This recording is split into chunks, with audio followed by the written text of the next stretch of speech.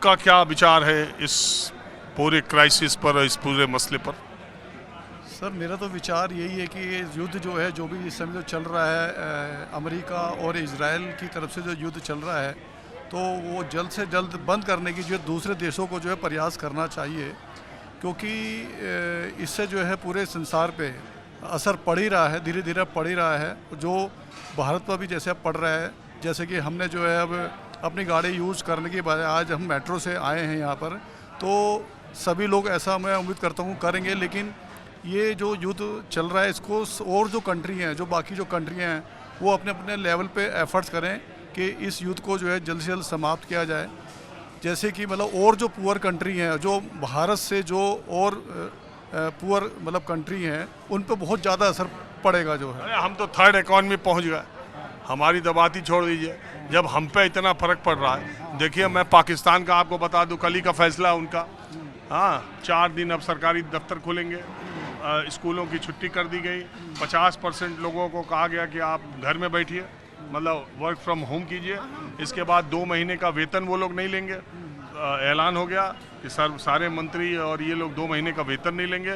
प्रधानमंत्री ने ऐलान इस बात का किया 55 रुपये लीटर वहाँ पर पेट्रोल और डीजल के दाम बढ़ाए गए।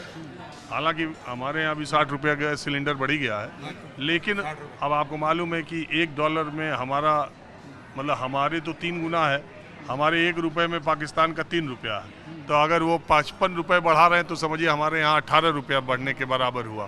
तो 55 रुपये उनको बढ़ाना पड़ा। बांग्लादेश की स्थिति और ख़राब है। तो खैर भारत, पाकिस्तान और बांग्लादेश, इनकी दूसरे की चर्चा क्या करें। उनकी इकॉनमी तो आप सही कह रहे हैं, जिनकी इकॉनमी एकदम नीचे है उनके लिए तो बहुत चैलेंजिंग है। हमारे लिए पॉपुलेशन चैलेंजिंग है, इतनी बड़ी पॉपुलेशन की ज़रूरतें एक चैलेंज है। और हमारे लिए इकॉनमी के तौर पर यह भी बात है कि हम एक बड़ी अर्थव्यवस्था तो बनते जा रहे हैं, लेकिन अमीर और गरीब की खाई भी बढ़ती जा रही है। मूल बात पर कैपिटा इनकम की होती है। तो हमारे रिसोर्सेज कुछ मुट्ठी भर लोगों में, कुछ जो अमीर है उनमें वही चीज आप कंसंट्रेट अब आप उसी चीज को कह रहे हैं जो मैं आपको जी मैं बता रहा था। बिल्कुल बिल्कुल। तो हाँ बोलिए। हाँ, तो उसमें यही है कि भी जो है इससे जो है पूरे संसार के लोगों पर असर पड़ रहा है। और इससे क्या है कि ये जो कुछ जो विकसित देश,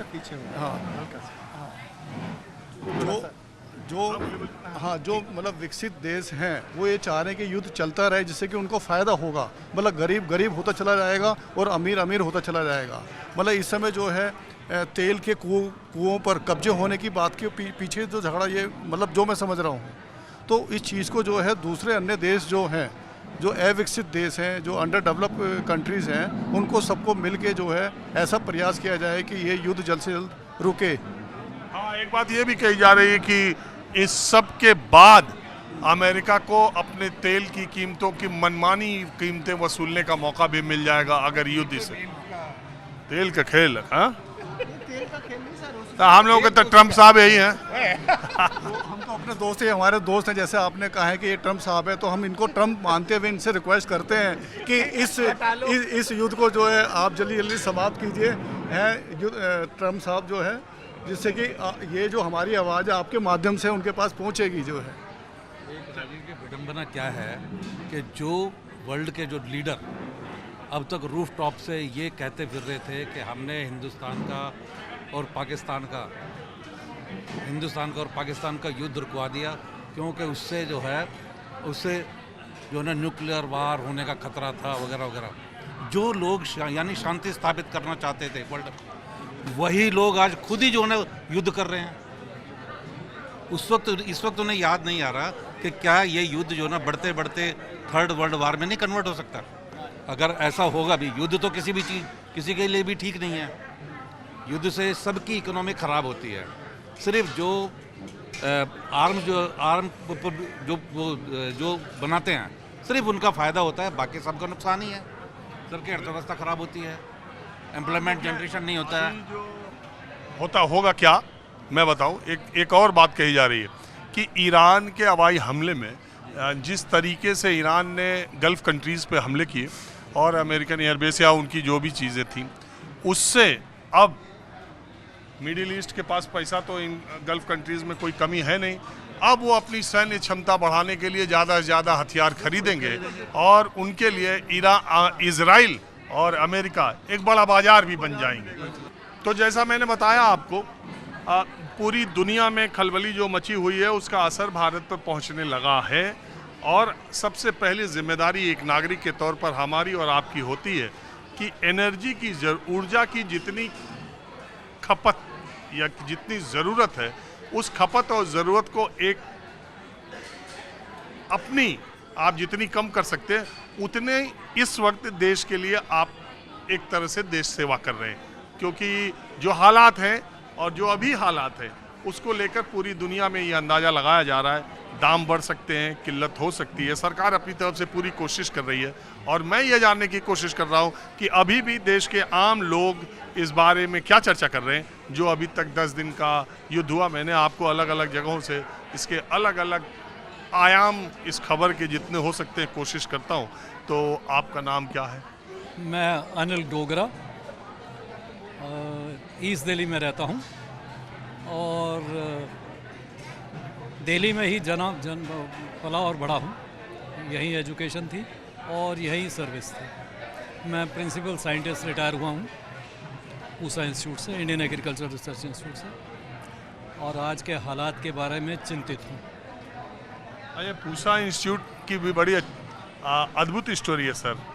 अब मुझे मालूम ही नहीं था, जब मैं समस्तीपुर गया, पूसा नाम की जगह पे गया, जब मैं दिल्ली नया नया आया था तो पूसा रोड और पूसा इंस्टीट्यूट देखता था तो मैं सोचता था PUSA, इसका मतलब कुछ एग्रीकल्चर रिलेटेड कुछ ऐसे करके है। पूसा बिहार से, पहले ये इंस्टीट्यूट बिहार में था। हाँ, वो मैं गया था ना, पूसा बिहार उसे कहते थे।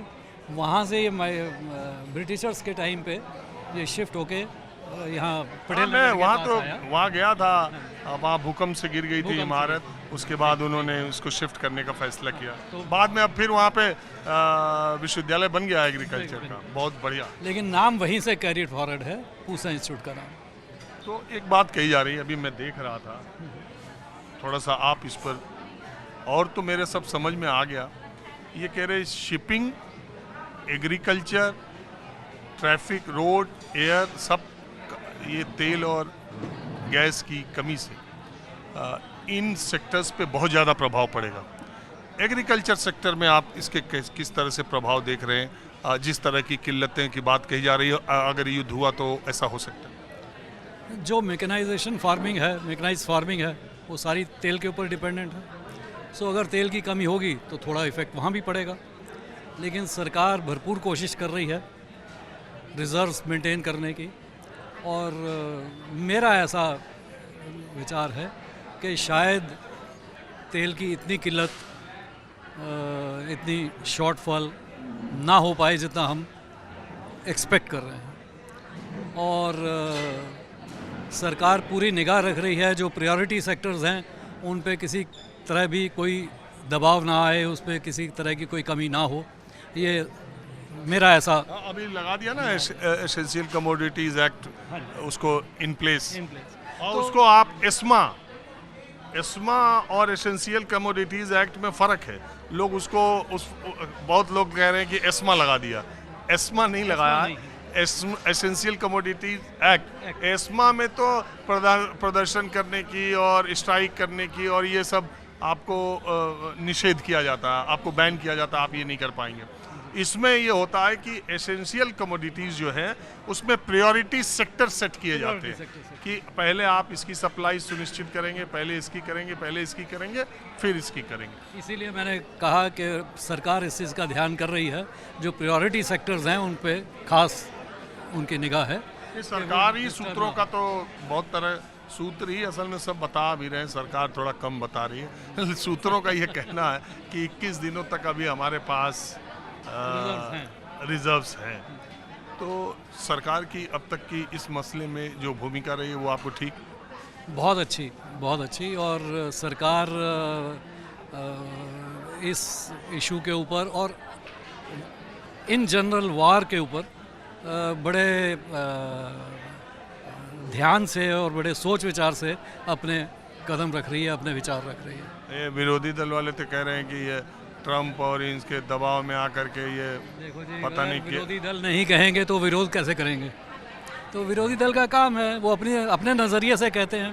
पर मेरा जहाँ तक ख्याल है कि जनरल मासेस ये समझती है कि सरकार बड़े सुलझे हुए कदम उठा रही है।